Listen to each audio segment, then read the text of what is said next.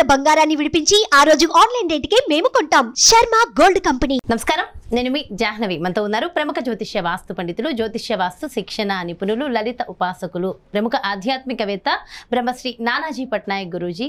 సూక్ష్మంలో మోక్షం ఈ ప్రత్యేక కార్యక్రమం ద్వారా మనకున్నటువంటి ప్రతి సందేహాన్ని చక్కగా నివృత్తి చేస్తూ ఉంటారు కదా గురువుగారు.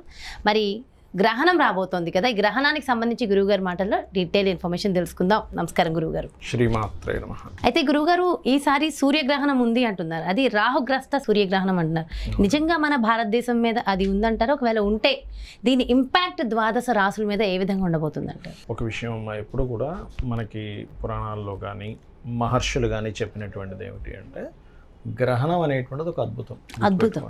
ఆ అద్భుతమైనటువంటి సమయాన్ని మీరు దేవతా ఆరాధన ద్వారా మీరు వినియోగించుకొని మీ యొక్క పాపకర్మను ఎలా దగ్ధం చేసుకుంటారు, ఇది మెయిన్ గుర్తుపెట్టుకోండి. ఇప్పుడు ఒక గ్రహణం అంటే ఇది భాగం ఫస్ట్ మీకు గుర్తు రావాల్సింది ఏంటంటే, ఒక గొప్ప అవకాశం వస్తుంది, ఒక గొప్ప సమయం వస్తుంది.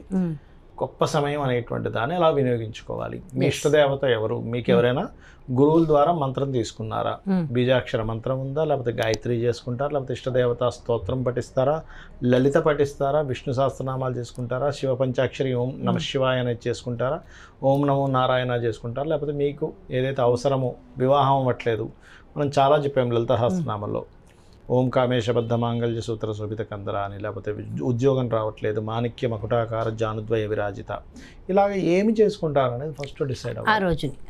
అంతేగాని గ్రహణం అనగానే ఏదో భయపడిపోయి అమ్మో గ్రహణం అట కాదు, ఇది బాగా అర్థం చేసుకోండి. ఒకటి, మరి ఈ రాసుల వారికి కొంత జాగ్రత్తగా ఉండాలి, ఈ రాసుల వారికి మంచి అని కూడా చెప్తుంటారు కదా అంటే, దాని తోవ దాందే, దీని తోవ దీందే గుర్తుపెట్టుకోండి. అంతే. ఎలా అంటే చెప్తాను చూడండి. ఇప్పుడు ఎక్సర్సైజ్ చేస్తారమ్మా, ఎక్సర్సైజ్ చేసినప్పుడు ఎనర్జీ బాడీ ఫిట్ అవుతుంది. కానీ ఓవర్గా చేస్తే ఎక్సర్సైజ్ ఇబ్బంది అవుతుంది, చాలా ఇబ్బంది అవుతుంది కదా.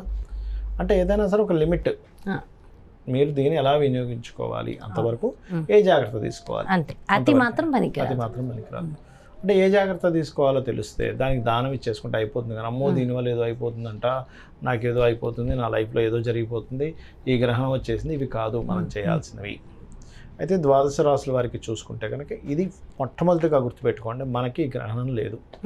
అమెరికన్ కంట్రీస్కి ఉంది, మనకు లేదు. ఎందుకంటే రాత్రి 9 గంటల ప్రాంతంలో వచ్చే గ్రహణం మనకెందుకు ఉంటుంది, సూర్యుడు కనబడ్డు కదా. మనకు మొన్న చంద్రగ్రహణం కూడా పగలపూట వచ్చింది, పగలపూట మనకు చంద్రుడు కనబడ్డు, బయట దేశాల్లో ఉంది. ఇది కూడా బయట అమెరికన్ కంట్రీస్లోనే ఉంది, ఇక్కడ లేదు. మరి అక్కడున్న వాళ్ళు పాటించాలంటే అక్కడ ఉండేటువంటి గర్భం దాల్చిన స్త్రీ ఖచ్చితంగా జాగ్రత్త పడాలి.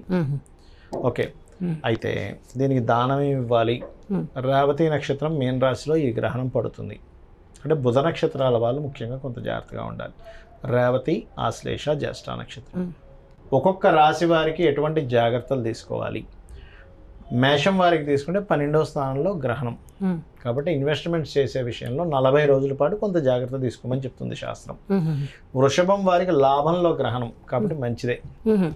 ఓకే, మిథునం వారికి దశమంలో గ్రహణం, ఇది కూడా మంచిదే. అంటే ఏమిటి, లాభంలో గ్రహణం ఉన్నందుకు రకరకాల లాభాలు వీళ్ళు పొందుతారు.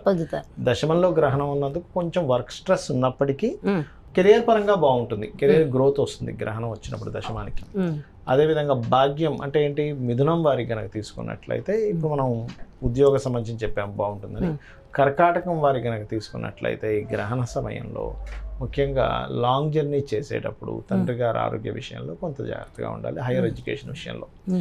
మరి సింహం వారికి అష్టమంలో కొంతవరకు గ్రహణం మంచిదే, కానీ కొంచెం వాహనం మీద వెళ్ళేటప్పుడు కొంత జాగ్రత్త తీసుకుంటే సరిపోతుంది.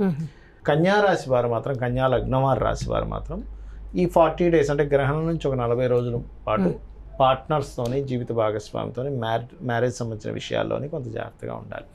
తులారాశి వారికి 6వ స్థానంలో గ్రహణం చాలా మంచిది, వీరికి కాంపిటీషన్ రిలేటెడ్ సంబంధించిన విషయంలో బాగా కలిసి వస్తుంది. ఇప్పుడు మనం చూడండి, ఒక్కోసారి గర్భవతులు జాగ్రత్తగా ఉండాలి అంటూ ఉంటారు చూసారు. వృశ్చిక లగ్నం వారు, వృశ్చిక రాశి వారు జాగ్రత్తగా ఉండాలి. ఎందుకంటే పంచమంలో గ్రహణం పడుతుంది, అంటే సంతాన స్థానంలో గ్రహణం పడుతున్నందుకు వృశ్చికం వారి సంతానం విషయంలో ఇంపార్టెంట్ డెసిషన్స్ తీసుకునే విషయంలోని, ప్రేమ వ్యవహారాల విషయంలోని, క్రియేటివ్ ఫీల్డ్లో ఉండేటువంటి వారు, మరియు ఈ జాతకులు ఎవరైనా గర్భం దాల్చిన వాళ్ళు ఉంటే అమెరికన్ కంట్రీస్లో ఉంటే కొంచెం జాగ్రత్తగా రెస్ట్ తీసుకోవాలి, అంతేగాని మరొకటి ఏం లేదు. ఇక ధనస్సు వారు కనుక చూసుకుంటే ప్రాపర్టీ రిలేటెడ్ డీల్స్ విషయంలో కొంత జాగ్రత్తగా ఉండాలి. మకరం వారికి మూడులో ఉండే గ్రహణం మంచిదే, అంటే ధైర్యం చేసి పరాక్రమంగా చేసేటువంటిది ఏదైతే ఉంటుందో వీళ్ళకి కలిసి వస్తుంది.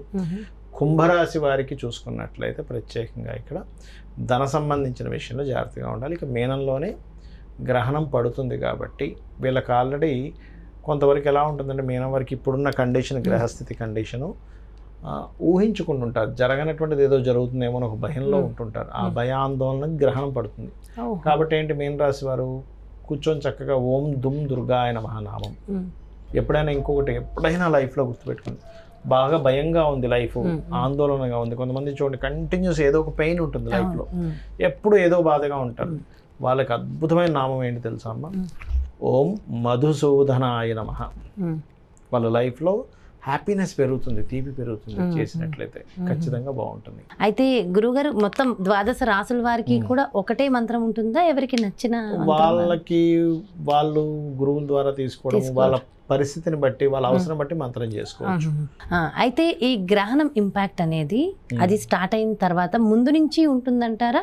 దాని తర్వాత ఇక్కడైతే లేదు, బయట కంట్రీస్ లో మాత్రం ఎప్పుడైనా గుర్తుపెట్టుకోండి, ఒక 5-6 గంటల ముందు నుంచి గ్రహణ శూల అంటారు ఉంటుంది. ఇంకోటి, ఇప్పుడు మనం చెప్పినటువంటి రాసుల వారు ఎవరైనా దానం ఇవ్వాలి అనుకుంటే గనక, అది ఇక్కడ వాళ్ళైనా ఇవ్వాలనుకుంటే ఇవ్వచ్చు.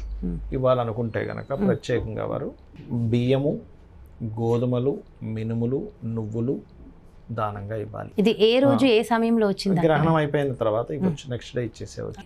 ఇంకోటి ఏంటంటే వెండి ప్రతిమలు ఉంటాయి, రవిచంద్రులది ఒక చిన్న నాగుపాము ప్రతిమలా ఉంటుంది, అదొకటి. అండ్ ఒక గిన్నెలో నెయ్యి పోసి ఇవి ఇచ్చినట్లయితే, ఇంకా కూరగాయలు, పప్పులు కూడా ఇవ్వచ్చు మీరు ఇవ్వాలనుకుంటే.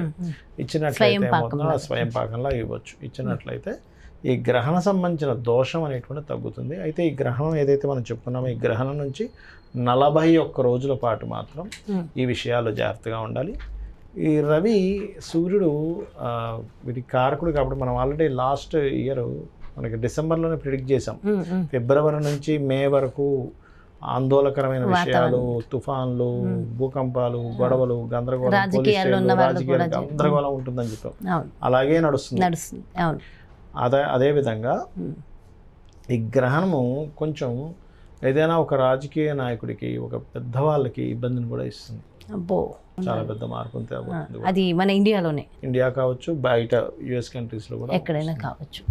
ఓకే, అంటే అంటే అంతా కొంచెం జాగ్రత్త, మోటివేషన్గా ఉన్న లాస్ట్ మళ్ళీ కొంచెం ఇబ్బంది. ముఖ్యంగా రాజకీయ నాయకులు దుర్గారాధన చేసుకుంటే ఈ ప్రాబ్లం అనేటువంటి తగ్గుతుంది. ఓకే, చాలా చక్కగా ఎక్స్ప్లెయిన్ చేశారు గురుగారు. Thank you so much. నమస్కారం. శ్రీమాత్రే నమః. సో చూసారు కదండి, ఇది రాహుగ్రస్త సూర్యగ్రహణం. దాని ప్రభావం మన భారతీయుల మీద ఎలా ఉండబోతోంది, ఇతర కంట్రీల మీద ఎలా ఉండబోతుంది, ఏ రాసుల వారు ఎలాంటి జాగ్రత్తలు తీసుకోవాలి, గురుగారు ఎక్స్ప్లెయిన్ చేశారు కదా. మరో చక్కటి ప్రత్యేకమైన కార్యక్రమంతో మళ్ళీ మీ ముందుకు వచ్చేస్తాను. మరి అలాగే పర్సనల్గా ఒక్కసారి మా జాతకాన్ని పరిశీలించుకుని మాకు తగిన రెమెడీస్ మాకు కావాలి, గురువుగారు అపాయింట్మెంట్ కావాలనుకున్న ప్రతి ఒక్కరు కూడా క్రింద డిస్ప్లే అవుతున్నటువంటి నెంబర్స్కి కాల్ చేసి అపాయింట్మెంట్ తీసుకోండి. నమస్తే. సుమన్ టీవీలో మీ పర్సనల్ అండ్ బిజినెస్ ప్రమోషన్స్ కోసం కింది నెంబర్కి కాంటాక్ట్ చేయండి.